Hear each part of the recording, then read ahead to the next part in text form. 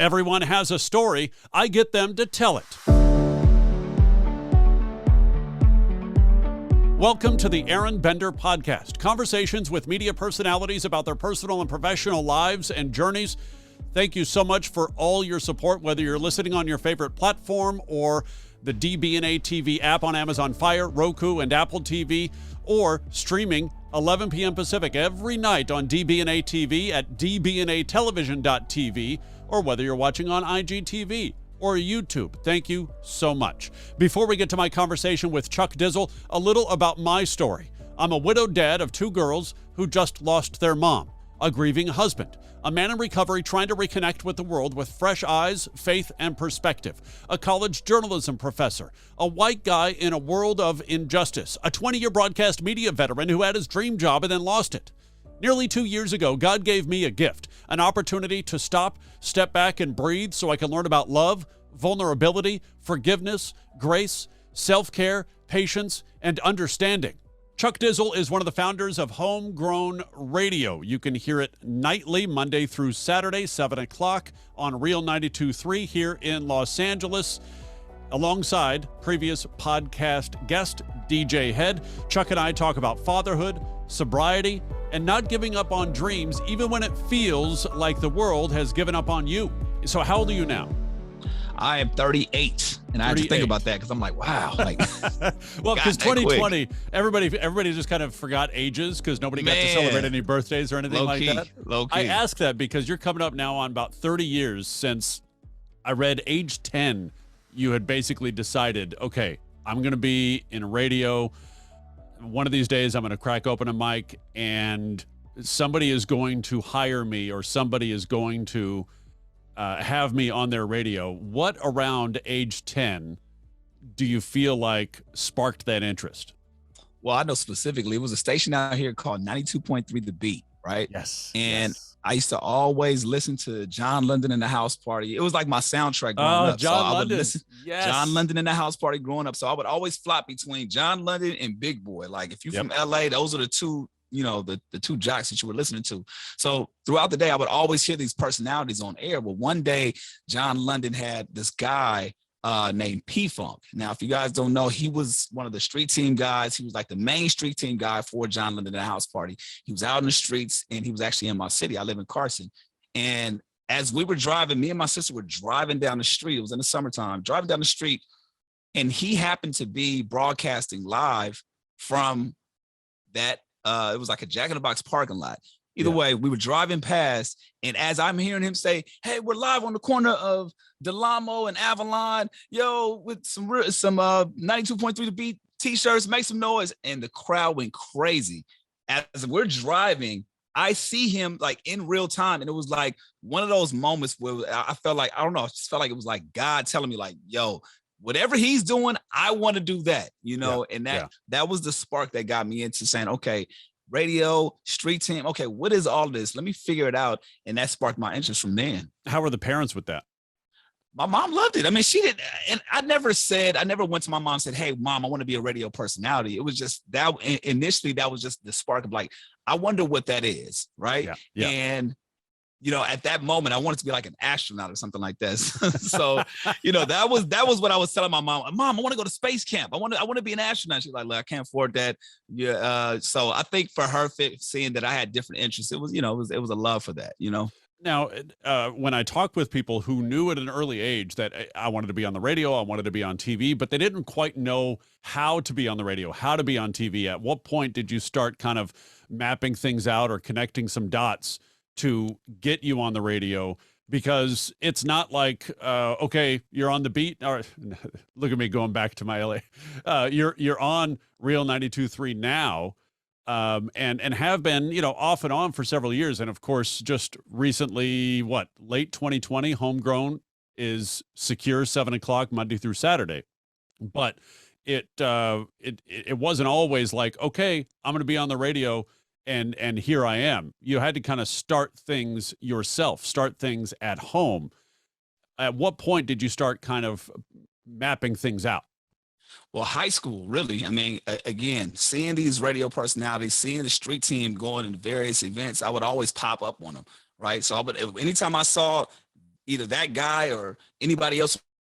He's going to come back in a minute here. He told me beforehand. And I saw. There you are. I saw. There you are. Okay, you're back. back. You're back. By the way, I'm going to try to leave this video in because the way that your video has frozen is, oh man, it's screenshot worthy. It is promo worthy. It is some sort of like I'm stuck. It's so good. Oh my God, please.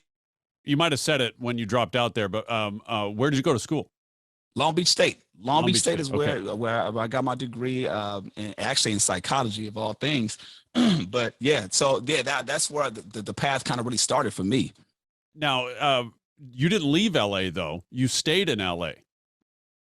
What's interesting about that, a lot of people told me that in the beginning, yo, you would have to leave LA in order to do LA radio. And I was fine with doing that. You know, I was so hell bent on saying, you know, whatever it takes to be in radio, I'll do it. I'll work in Nebraska. I'll work in Hawaii. I'll work wherever, South Dakota, put me anywhere. And I would send my demos later down the line. I would send my demos to all of these stations. And it just, man, it's the way Universe God works. It's just so fitting that it allowed me to stay in Los Angeles and work for a couple of different stations out here. At what point were you the closest to giving up? Because almost everybody in radio and TV and some media, some fashion, thinks to themselves, okay, that's it. I'm not going to do this. I can go into sales. I can, a buddy can get me a job somewhere where it's just not going to work for me. At what point were you the closest to giving up? It happened a few times. I mean, it wasn't a give up thing. Let me be clear about that. It was never a give up thing, but it was definitely like, okay, let me put a pause on this and, figure out something else in the meantime. Right. And I remember at like 25, my mom's just like, look, you've went to school, you've graduated, you've pursued it, and it just didn't work out. And as you already know, with radio stations, yeah, one thing that stands out for sure is I remember driving like 3 hours to do a live audition at a station in Santa Maria. And they liked me. They said, hey, you're the guy. We're gonna hire you. We're gonna, put you on. You're gonna be the afternoon jock. Great. I got the job. And it was one of those things where I'm like, okay, I finally arrived. I finally made it, and drove all the way back home. I waited to hear that call from them that weekend. Never heard anything. A week went by, followed up, never heard anything. 2 weeks went by, a month goes by. I was obviously I didn't get the job, and that was one of those moments where it was like, well, damn, am I meant to do this? It really hurt. And, moms was hounding me at that point. Like, okay, you went to school, you've graduated, you got a degree. You followed my steps as far as what I wanted you to do. You've pursued your career now. It didn't work out. Like, at this point, what do you want to do? And I never had a giving up moment, but that was one of those moments where I'm just like, yo, I don't understand. Right. And I want to put a pin there because it makes sense down the line. And I never gave up, and I ended up working for a couple of different stations after the fact. But revisiting that years later, I realized had I got that job, I would have never really started Homegrown, because I would have been so caught up in doing that job that I wouldn't have built my own platform, right? I wouldn't have linked up with DJ Hed. A lot of these things that are happening now, years later, the success that people see, none of that would have happened if I would have got that job that I thought was for me years back, But so that was one of those giving up moments. That was one of those moments where I was like, is it really meant to be? And, it took 15 years later to say, oh, no, it really was meant to be. This is the path that you were supposed to take. Did you know your wife at that point? Okay, so yeah, so there'd be no wife, there'd be no son, like as it is now. So exactly, what went into starting Homegrown? So while I was in college, a lot of these. So mind you, when I was doing Homegrown from Long Beach State, because there's a lot of like layers in how the story goes. But right, as I was doing college radio and doing Long Beach State, I also had that internship. So I was working for one radio station, and I would notice, this is my first time going in, I would realize, oh, it doesn't happen. You don't just play music off the streets. Like if somebody gives you the CD off the streets, I was under the impression that, oh, I can just take the CD, press play on it. Everybody's happy, right? Nope. Doesn't go that way. So I learned that the hard way by realizing like there was a CD that somebody gave me, and I gave it to one of the jocks. He's like, okay, yeah, we'll listen to it. And I went back into the promotion department like a little later on that day.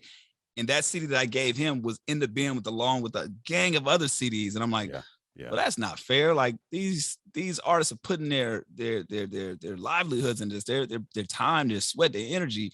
I want to be responsible to help some of those artists out. So long story short, I made it my mission when I was doing, college radio to say, okay, I want to have a section of that show to do the stuff like that, like promote upcoming artists, upcoming talent. And that just fueled into me and DJ Hed meeting by one of our close friends, rest in peace, by the name of Smarts, man. He saw what Hed was doing as a personality and somebody that was doing college radio at Cerritos. And he saw what I was doing at Long Beach State. He was like, yo, you guys need to meet. Like, this is something, it could be something here. We linked up and I told him at the time, I was like, yo, I'm thinking about taking this to my house and kind of figuring it out, because I'd already graduated at that point. I was already done. Like, I wasn't supposed to have a key card, but I still finessed my way in to still do my show all of these years. And after like the 4th year, they're like, all right, Chuck, there's no way you can actually do this anymore. You're not pursuing a degree. You've already graduated 3-4 years ago. We can't do this any longer. So end up linking up with Hed and by a mutual friend, and we figured out how to do it from my apartment, and that was just the start of a beautiful thing out in 2009. Now, anybody wants to listen to the DJ Hed podcast, that is a little farther back on the timeline here. But if you did listen to that already, DJ Hed is one of the most blunt, honest, no bullshit kind of guys. How quickly did you realize that, and or have to adjust to that or accept that? Well, if you can already tell my personality, I'm go with the flow, right? I can adjust to people's personalities. I'm very easygoing when it comes to that. I've linked up with a lot of different people over the years. DJ Hed by far is one of the most honest, like you said, blunt individuals. But what people don't see is that he's one of the most caring individuals too. Yeah. He'll give you the shirt off his back. He'll give you the last of his money. We've grinded a lot over the years, having no money together, trying to figure this out, piecing things together. So one of the characteristics that I realized from him early on, like, although he was blunt, I realized that, if he's down with you, you solid, he's loyal, right? And that's the same quality that I have, right? And I realized that we balance each other out perfectly, because a lot of the things that I might not want to say, I know he's going to go there. So it works out. Hey, you can do the dirty work. I'll take that, right? And then I can also clean his image up a little bit, in a sense of like, I can give him a different perspective that he may have not have seen before. Right. And he'll take that and run with it. He might not address it right away, but he'll take it to heart. And that's what I love about him, is that a lot of people don't necessarily get. I think they're seeing it now in the last year or two versus before. When I first met Hed, right, he had a series that he used to do on YouTube early in the YouTube days, before content was really anything, right? Yeah. He had a series called Everybody Loves Hed. Oh, no. Right? So just the title alone was just like, wait. It's in your face. It's in your, exactly. But that showed me early on, like, he's willing to go there, and I'm willing to go there when it comes to my career or my passion and the things that I love. And I've never met anybody like that. So early on, we noticed that about each other. It was like, we were attached at the hip at that point. So it was an easy adjustment. To answer your question, it was an easy adjustment because I realized that he, excuse my French, he gave a fuck. He really did give a fuck. Yeah. Right. Yeah. When it comes to things that he loves, he gives a fuck about it. So it was an easy transition. And even now, when things are kind of like rough around the edges, or like, I'm not willing to go there, I'm kind of glad that he's willing to do it, because it helps me get uncomfortable and step outside of my box and approach things from a different mindset. Oh, the uncomfortable conversations that you can have with somebody like DJ Hed are so necessary, especially these last few years, where it's like, you know what? I've got some things I'd like to address, or I've got some things I'd like to learn about, or whatever. And conversations with DJ Hed are a great way to get there. And you learned how to wash your legs too, right? No, you did not go there. That was gold. I'm like, yo. Oh. And the thing is about Hed too, I see it from a mile away. I'm like, they don't know. They're about to set themselves up. Oh, and he tries to get me. I knew okay, too. You saw it coming. Okay. I don't know if it was you and Hed on with JoJo, right? JoJo. Yeah. But I saw that. I was like, okay, I know when we're talking, it's got to come up. Right. It's got to come up. I'm gonna throw some dates at you because the month of June and the month of September, those 2 months seem to be like really big in your life. Right. And so let me run down some dates here. And I'll just try to take them in as best order as I can. September 5th, 2011. That's coming up on 10 years now since your dad passed. It was actually, you said, so one more time, the date? September 5th, 2011, right? Wow. Yeah. So we're coming up next month, just a few weeks away. How did he end up passing? Because you weren't even 30 yet. Yeah, I was. So ironically, man, we were having a Labor Day party. Labor Day was his holiday, right? Yeah. So we would always go over there. He would always barbecue. That was his day. Like family comes over, like his couple of his brothers and sisters that would fly into town just to go to his house for his birthday, right? Or not his birthday, for Labor Day. Yeah. So he actually passed away on Labor Day, and we were all around. It was a crazy situation. And it's so weird how a lot of these things happen too. It was right around the time I started DJing because I got some equipment at the time, and he never really got a chance to see me play anywhere like that because I was just now getting into it. And same thing with radio. He was around for a couple of those years. Yeah. That's what I was going to ask, is if he got an opportunity to really kind of see what homegrown could be. He saw the early days of it, right? And the thing is, the apartment that we initially did it out of, that was his apartment. Okay. So it was his complex. So he was like, hey, look, anything that you need, I know you're trying to pursue this thing, right? So if I can offer up my space in any way, shape, or form, I'm like, well, okay, we're looking for a space. This is perfect. We need a space. We need a space. Just so happens I'm moving into the apartment. So this is perfect. If you don't mind, like he was a landlord. So I'm like, it's going to be noisy. It's going to be a lot of stuff happening. It's going to be a lot of activity. He's like, look, as long as you're keeping it safe and you're not really disturbing the tenants. It's healthy activity. Right. It's healthy activity. Yeah. It worked out. So he was in that sense, yes, he saw the early days of it, but he never saw to this degree, obviously. Yeah. But to answer your question, he passed away on Labor Day while I was actually DJing or playing music for his Labor Day not gonna say event, but for the family or whatever. And it was a heartbreaking moment, man. But I always kind of like find joy in these moments. One of our last moments, I was playing one of his favorite songs. So it was like, you have those moments to like, you look at it in the moment, like, yo, my dad was never the, hey, I love you kind of person. He was never that. But we had a conversation 2 months before that about why he was never like that. And all these questions that I had growing up, he was a father that was in my life. So I don't want to paint this picture that he wasn't there, but he just emotionally, he just wasn't there like that. Right. So I addressed everything. So for me, I find closure in being able to have those conversations to him prior to him passing. And even something as traumatic as seeing him pass away in front of us, it was the closure in that is like, yo, we had our last moment together. Right. Playing his last song, him, just, nodding his head like, oh, whatever. But it was a tragic situation. He passed away of a massive heart attack on Labor Day, unfortunately. Wow. Yeah. And you bring up the conversations you had with him that summer, the idea that as we grow older and as we become parents, and you've got a young son, the idea that we understand our parents have origin stories of their own that we may never know completely. As much as they want to tell us, they're still, as they get older, most often trying to shield us from their own origin stories. But you got to have a conversation and a series of conversations with your dad that summer that he passed, where it's like, okay, I get to learn a little bit about him so that I see him more as a man rather than this flawed father. No, absolutely. And a couple of things that just to kind of spawn into how it affected me in life. Like, so that moment that I had those conversations with him, like you said, the origin stories, his father was never like that with him. His father was a great man, raised 13 kids, entrepreneur, all that. Right. But he just wasn't that affectionate as well as a father. So fast forward me, I'm like, yo, I'm going to overcompensate that with my son. I'm going to make sure I said this on my gram. My dad probably, I want to say, kissed me 5 times in my life. You know what I'm saying? I literally can count 5 times that I've probably kissed my father. Right.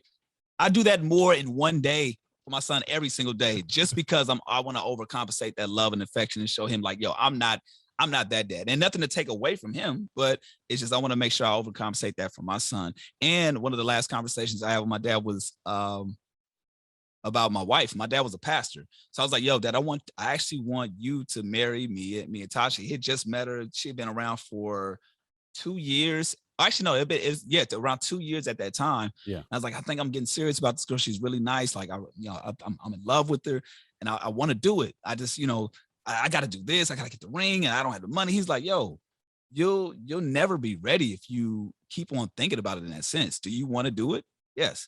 We'll make it happen. If you have, don't look for the right moment. There's not going to be a right moment.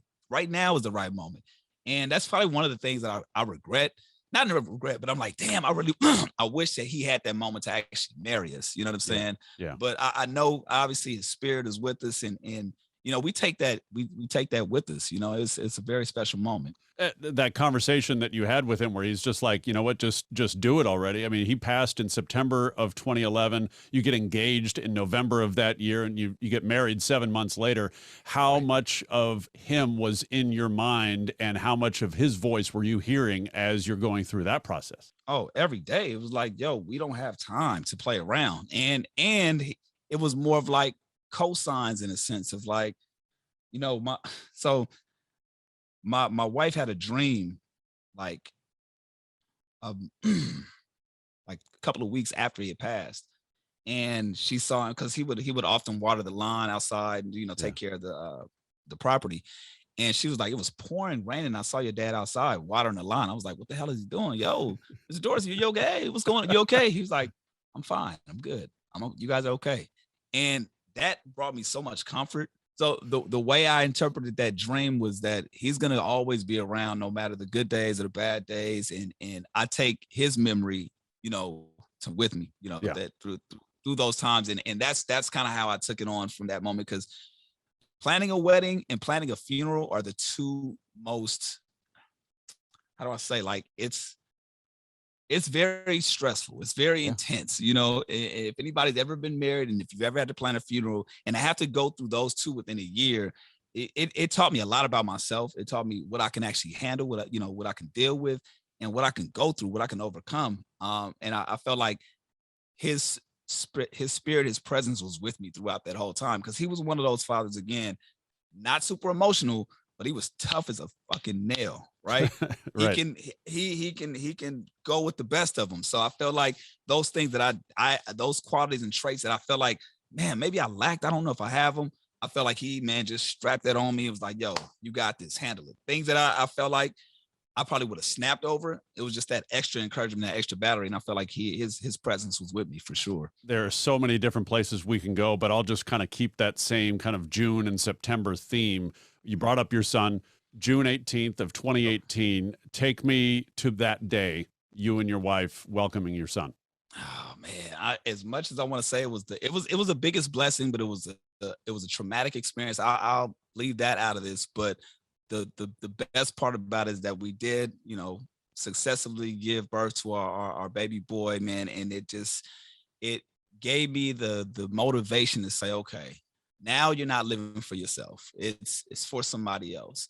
And I think for the first moment since getting into radio, ironically, was like, yo, now you have a different passion. Like, passion is going to always be there for the career. And obviously my wife, like, our relationship, but this is something else. And now you're responsible for bringing life into this world and making sure that he's good and that he's going to be good. So I don't know. I took it as like, it was like one of those, I don't know. It was like more of a responsibility thing. It was one of the greatest days of my life, but it was like, oh, okay, now the real work starts. It's like, you're not living for yourself anymore. We talked about being affectionate and how your dad wasn't necessarily affectionate with you. Did you decide going into fatherhood, okay, I am going to be so super affectionate, my kid is probably going to hate me by the time I'm 4 or 5 because I in the belly, I'm reading stories to him. Hey, it's me. Yo, what's going? Hey, I'm to let you know when I see you. Hey, you're gonna say dad at first, right? So I want you to get used to this voice. And sure enough, at 2 months he said that. So I'm like, I stick it to my wife all the time. Like, she's like, he didn't say that. I'm like, no, he said that. You didn't hear it. But yeah, to answer your question, I knew I'm gonna be that dad. I'm gonna continue to be that dad. You know, when it comes to the games, whenever he gets into sports, I'm not a sports guy at all, but I will be sideline, rooting him on, figuring out, yelling at coaches. I'm gonna be that dad, man, for sure. Are you not a sports guy because of the asthma? Is that why? Asthma played a big part. Man. You did your research, man. Asthma played a big part. Same. It was the same. I couldn't run really all that much beyond what the cross country guys could do. And I was a senior on JV because I just could not get my lungs. I know. So me and you have something in common. I was a senior on JV as well. Yes. I was a bench brother. They call me the bench. For me and my boy Richard, we call each other the Pine Bench Brothers because we always rode the bench our senior year. I didn't care about any of that, but I was like, yo, I can actually say I made the squad for a second. But nah, yeah. It played a huge role in me not being active because, I mean, you talk about cross country. I couldn't even run. We had something called the jogathon in elementary, right? Yeah. And it's like, you know, you do a couple of laps, it's sponsored by whoever, right? I couldn't even do that. I couldn't even finish that. So it always was, when it came to sports, running, being active, I just knew, okay, I can participate to a certain degree, but I can't really be good because I'm not going to put the practice in to actually go overtime in this. So I'll get the jersey, I'll get a roar. Do you have the inhaler growing up? I didn't have the inhaler growing up. I don't know what it was in the 80s. They gave me this liquid called Quiberon that just the smell of it, the odor makes you want to throw up. It was awful. I didn't get an inhaler until I was probably like 25 or 30. Wait, so you would drink it? Would you smell it? How? Yeah, I would drink it. It would be like in this kind of measuring cup spoon, and it was terrible. So you never had the treatment, the breathing treatments, none of that? No, not until high school. And even in high school, the only breathing treatment I got was when I actually had to go to the hospital because I ate some dried fruit that had sulfur dioxide in it that I'm allergic to that triggered the asthma. And I woke up, lips were blue, fingernails blue, everything. Oh. Okay, let's go to the hospital, get the breathing treatment. And that was the first time that I had the breathing treatment. I'm like, why am I not getting this at home? Like, I should have had this. What are we doing? why do I have to come here for this? Yeah, Ventolin. I grew up on Ventolin, and literally like the same year that I moved into the apartment, which we did homegrown. That was the last year I ever used my inhaler. It went away. I don't know what happened. I pray to God. I'm thankful for it. I'm just like, I don't want to ever see this or have experienced that ever again. So I'm good. So if we keep going back again, June and September 2016. So we talked about your son's birth date, but I feel like September 2016 is your rebirth date. Yeah, you've been coming up next month. You'll be 5 years sober. Yep. Tell me about that decision and what life has been like since. Well, DJ Hed, I got to credit him, man.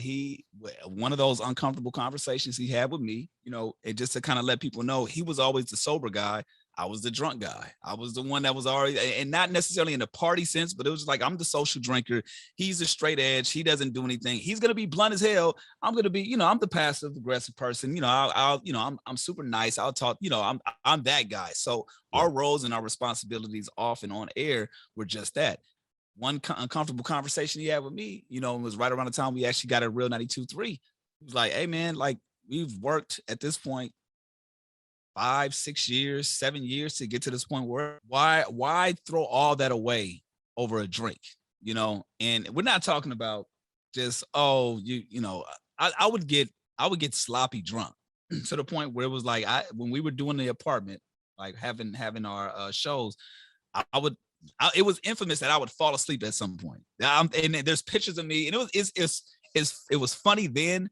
But then looking back, it's like, ooh, that could have been a safety issue. Like I would fall asleep and leave my house unlocked in Inglewood, right? Oh, yeah. So this is I have a girlfriend at the time, who's gonna be my wife eventually. Like this is just unsafe, And thankfully, I have people looking out for me. So that conversation he had, he's like, look, that shit was cute then. Now we here. We had a professional setting. We had Real 92.3.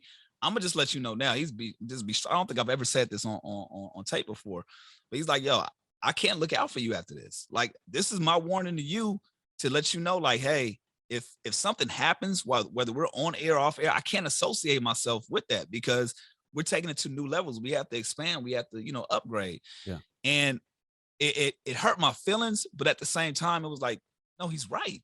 You have to, come on, like, step this up. What is it about yourself that can't put down a drink? Because I've stopped drinking for a couple of months here and there, but I would always go back harder. And at that moment, I'm like, okay, there's something here. Let me figure this out. And I just made that decision at that point. All right, let me just stop. I'll leave it alone for right now.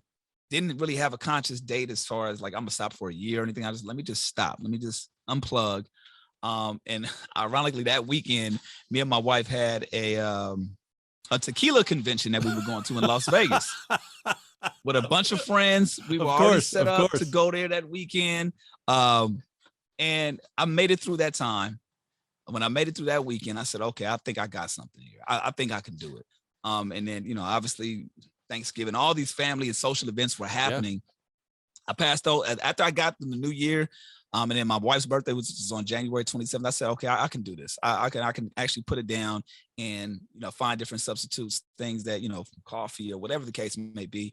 But it stemmed from that uncomfortable conversation with Hed and just saying like, yo, like you don't want to give everything that we worked for a sip, for beer, for a shot. Like, he's like, I don't drink, but I mean, there's nothing that's worth it to me like that. So I made a list of all the things that I had worth losing, you know, just because of a and I made it super little over a sip of drink. Like, if it's worth losing all that, then go ahead and do it.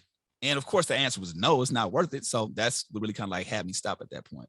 How did perspective change in the last 5 years compared to, like, let's say the previous 5 years? I mean, I became super focused just on the things that I wanted to do. Like, it helped me hold myself accountable for money I spent.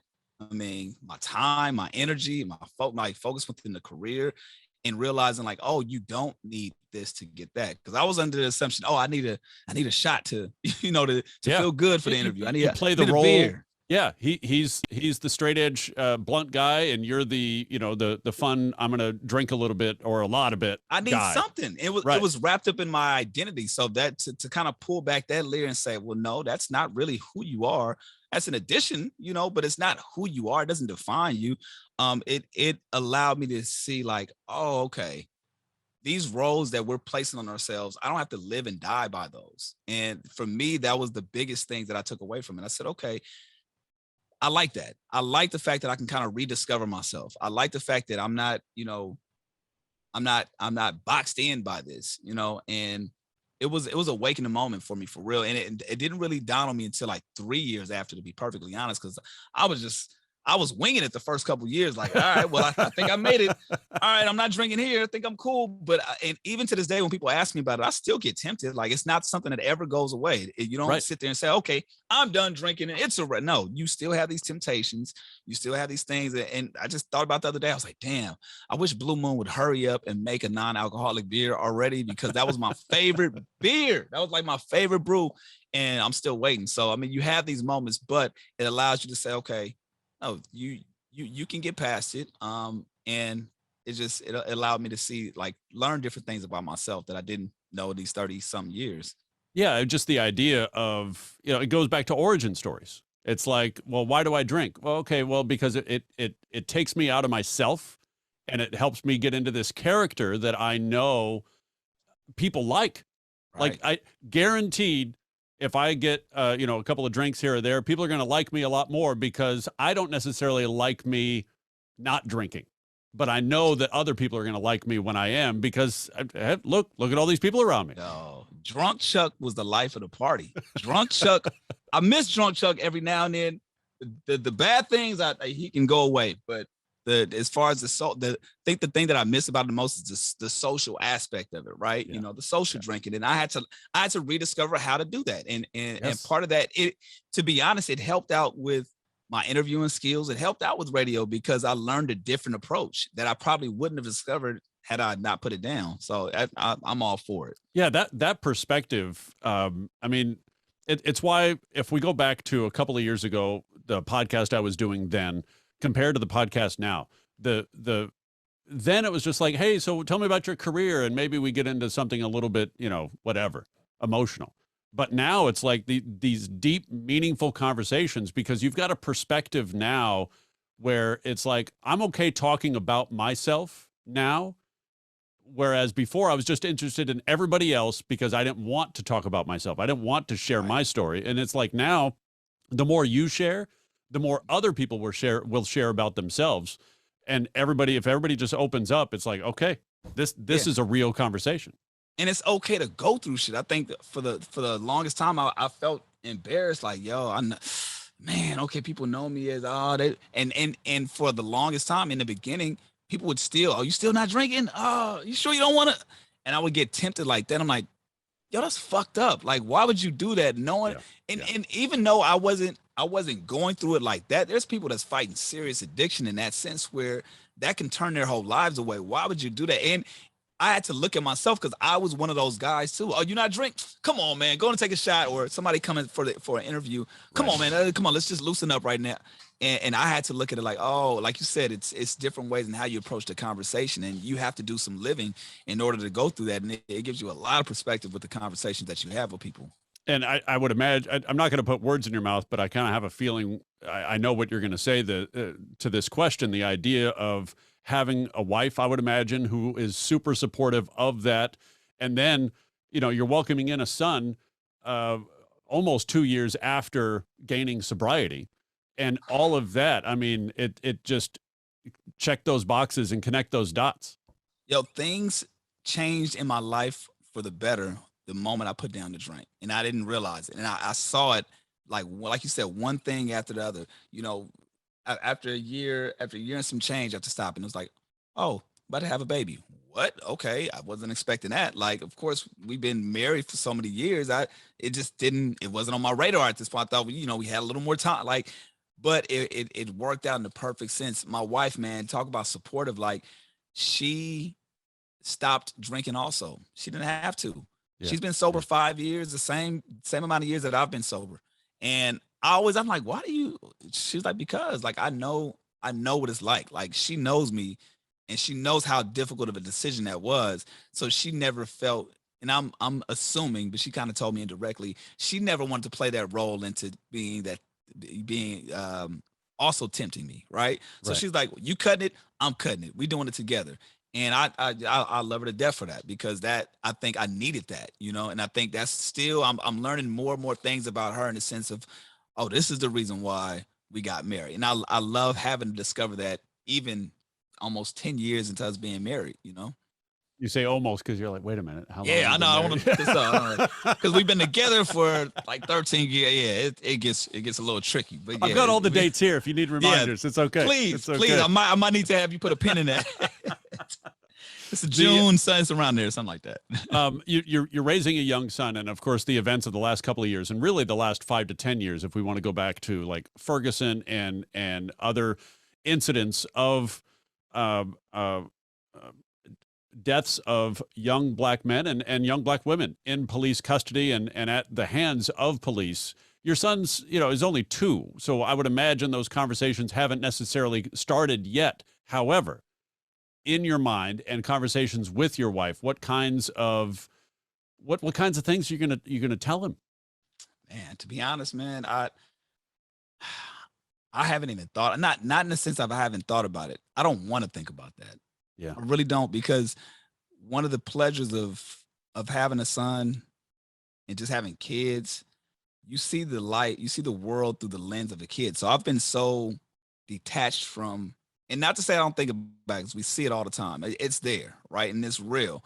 But I'm so vested in looking at the life through his lens right now, where I'm just enjoying those first moments. I'm enjoying him, being able to count. I'm enjoying him looking at flowers. I'm enjoying all these moments. But when we do have that time of sitting down and having to have those conversations, when he does approach with those questions, I'm gonna just try to be as honest as possible and let him know that life as a young black male in this society, in this world, is different. It's difficult, it's rough, but you can actually make it through. You can actually you can get through this. It's tough, man, because when you talk about this, it's not a video game. It's not like, hey, you can just get on to the next level. It's life or death. So as optimistic as I am, I also understand the reality is like you can be taken out like that for something you didn't even do, right? Or being stereotyped. Um, I don't have an answer to that question just yet because we haven't even started to begin that process, bro. Like, and we're conscious of what he watches on TV and on YouTube. But I would just hope that whatever question that he has, and whatever question that he has, whatever solution, I just want to be. I think it goes back to my father telling me again, you'll never be ready. Yeah. And I just have to just approach it when it happens. I really don't know. It's not as if you can write down like 20 different things to say to him, and depending on the question. And he asks you a question, you're like, okay, hold on, let me get the book. Okay, that's right. Okay, that's topic 12. All right, Yeah, I have these. Right. Because the thing is, to be honest, Aaron, like even if I tell him the right scenario, oh, don't dress like this, don't have your hair like this, don't do this, make sure you speak like this, hands on the wheel, 10 and 2 when you're driving, you can still get popped. And we've seen that. And that's to me, I think that's the most disheartening part about it. We've seen cases where, because I've had my parents had those same conversations with me. Oh, make sure that, me and my mom fought a lot for my hair being braided, like, and I got it braided again. But we talked about it in high school. Oh, you don't want to do that because you'll be stereotyped and this, that, and the third. And, and I fought against that, but now I understand why she wants to do that. But it's like now you're seeing people that are still getting murdered for less. And so it's like, well, damn, there is no, like you said, there is no manual, there is no rules. So it sucks, to be honest, but I don't want him. The one thing I will say, and I want him to know, is that it's not a curse to be Black. I don't want him to feel like, oh, being in the skin, being who we are, being where we're at, it's a curse. I don't want him to grow up that way. So that's the two worlds when I'm struggling to answer this question. That's what I'm thinking about. I want to give him the facts, but I want him to be proud of who he is as well. Yeah. So it's like those are the two worlds that I'm dealing with right now. And also not scare him to the point of not wanting to leave the house. Man, bro, it's wild. It really is wild when you think about it. But you're right. I want him to still be a kid. I want him to enjoy kid things, protect him. But and even something as not even as heavy as that, but me taking him to the playground for the first time, about a year ago, I was so, hey, don't touch it. I just step back and just let him play because that's what he's here for. Yeah. If he bumps his head, he bumps his head. I'll be there for you. And I think it's a great way of kind of looking at life. It's like, I have to let him live and protect him from the back, right? Just, let him live and do his thing. I'm going to be here. But, he has to live. He's a kid, I don't know on what Instagram I saw this, but it was sometime in the last year or maybe 2 years or something like that. The idea of, we always are telling our kids, like you said, be careful, be careful, be careful. And that puts in their mindset, okay, wait a minute, I should not take this next step. And it's not just on the playground. It's not just at the beach. It's not just it's okay to be hands off. It's okay to let them ride their bikes down the street and play with the other kids. No, absolutely. And I think we're seeing it now, man. Even now with COVID and social distancing and things, like my son now, he's 3. So he had a good year and some change before COVID, and now a year and some change, with the world as it is right now. So it's wild because he doesn't know what it is to go outside without a mask now, and just little things like that. It's like, I wonder what psychologically, how that's going to affect him down the line when everything down the line, however it changes, like what's going to be I don't know, man. It's one of those things. You don't want to put fear in their head, but you have to address the reality of what's going on, And apparently I can't add because yes, your son is 3. I mentioned he was 2 because apparently 18 and 21 is only 2 years apart. And maybe just 2020 just didn't I didn't happen. even realize it. I didn't even realize you said 2. I didn't catch it. You brought up the braids, and this is not a white guy telling a black guy that he looks like another black man, but I did a deep dive on the Instagram. And it's on your Instagram. It's quick. It's quick. Okay. I can't. DJ Quick. DJ Quick. I get DJ Quick all the time, bro. Had I not done that deep dive this morning, I don't know that I would have thought it, but now I can't not see it. I've met Quick a couple of times, and one time I told him, I was like, yo, I get so many comparisons to you, bro. He's like, yeah, you do kind of look like my nephew. I'm not going to even lie. I'm like, so I got the cosign from Quick, so at that point, I just had to just accept it. Like, all right, accept it. Y'all see something. I said, yeah, y'all got it. How has hip hop changed in the last 13 years? And I say 13 because that's the lifespan of homegrown.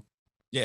Social media. Like if you aren't hands-on as a hip hop artist with social media, if you don't adapt to what's going on now and use these tools, it's a wrap for you. Yeah. And you have to use it to your advantage. Whereas before it was like, oh yeah, okay, I don't have to embrace these things, but I can be talented in the sense, right? And still succeed in my own way. And what I mean by that is like, you can still be in your own little bubble, your own little world, and have fans really discover you by way of performing live shows and hitting the circuit that way. Yeah. Now it's kind of like you have to embrace social media. You have to utilize these tools that are here because there are tons of fans that are waiting to discover you. And that's one of the biggest things about radio that I kind of disagree with, or at least people's projections on radio, is that radio's not meant to break music. That was an old thing back in the day. It doesn't happen like that. Social media is where it's at. And I feel like artists need to embrace that. And what it is, what that allows, it allows the artist to be 100% authentically themselves, right? Whereas before, and you still have these narratives of creating songs a certain way or, fitting into this mold to have the audience embrace it, right? But you can make that happen from your own house now, way more than you could 13 years ago. You can now have your studio equipment in your garage, right? And come up with a hit. And we've seen it time and time again versus having a book studio time, having to get an A&R, having to get all these things that came with, popping a hip hop star at one point in time. But I think it also allows messaging, and people's, what people are passionate about, things they want to discuss in music. It allows them to kind of open up way more than they have before, Yeah. I mean, just doing this podcast, I started it out kind of in that old mindset of, okay, I've got a podcast. I'm going to create these audiograms where I'm just going to put a picture up and then you're going to hear audio and I'm going to promote it on Instagram and Facebook and Twitter. Now it's like, no, it's on YouTube. I've got the full episode on IGTV. There are videos. You cannot limit yourself to just one platform or even 2 or 3. Yeah, for sure. No, and again, artists and artists in hip hop and just creatives in general, you have to adapt to these things. And what's true now is going to change next year, and it's changing even faster. And just being okay with that, being used to that, getting out of your comfort zone. And I think that ties into music as well, because we hear these stories from people as a result of that as well. How does DaBaby survive what he's been going through the last week or 2 after the homophobic comments leading up to Lollapalooza? Man, I mean, he apologized. I mean, I think at this point, you just had to sit back. You just have to sit back and just kind of let the chips fall, bro. Like, I don't know how he bounces back, but I know we've seen it happen in the past where only time is going to tell. It really is. But I think he's making those steps. I think initially when you think we know homies have something called thinking that you're bigger than the program. When you think you're bigger than the program, you'll be reminded that you're not, and I think it was a great awareness for him to say, oh, okay, there's other perspectives that I need to actually adapt to and understand, and people's messaging that I have to really understand it and take into consideration for sure. But I think he'll be fine by next year. I think it'll be water under the bridge. I think he'll learn something from this, and I think he'll make extra steps into this and showing people that he really understands. And it's not just a cookie cutter apology, because I think that's what people get a sense of now. Oh, he's just apologizing because he's getting canceled right now. I think he'll really understand, like, oh no, that was wrong because of X, Y, and Z. All right, next way I'll approach it this way, you know. Because he's a smart dude. He's a smart dude, man. I've met him a couple times. He's a smart dude, and I think that he just got caught up. If I'd asked you a few years ago what's next, I think probably you would have said the idea of you and Hed doing the nightly show, Homegrown Radio. That would be what's next. You've got your own billboard now in LA, at least one, right? Yeah. No, it's multiple ones now. They have them up through in a couple of different cities. Yeah.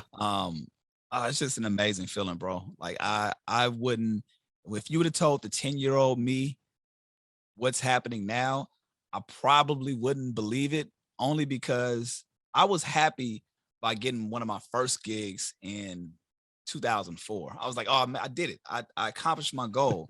So now anything after is just a plus. So what's next? What's next is just continue to expand, man. Expand the brand, because I feel like there's still ways that Homegrown Radio can build. And kind of to answer your question too, or piggyback off the last thing you were talking about, social media is going to change, or whatever the next thing is. I just want Homegrown to be a player in that. So whatever the next thing is, I want you to know Homegrown Radio, Chuck Dizzle, you know, myself, a part of that brand as well. And of course, me and Hed gonna continue to stay rocking. Immediately, I would love to see what we're doing be syndicated, right? And maybe have different flagships of Homegrown in different areas, right? So of course we have LA on lock, but you know, maybe Kansas City, you know, there's some artists out there that need some love and support the way we support our artists out here in LA, or, you know, just flagships in different cities that we can actually, you know, do a part of the Homegrown name. Chuck, thank you, man. This has been great. I appreciate it. Thank you. And I appreciate the patience, man. Going back and forth. I look forward to talking to you again, bro. Thanks for watching the Aron Bender podcast, whether it's on YouTube, IGTV, or nightly at 11 p.m. Pacific or 2 a.m. Eastern on DBNA TV at dbnatelevision.tv, or streaming with the DBNA TV app on Amazon Fire, Roku, and Apple TV. You can find me at aronbender.com. If you have guest ideas or comments, email me, aronbendermedia@gmail.com. Be well, and thanks for watching.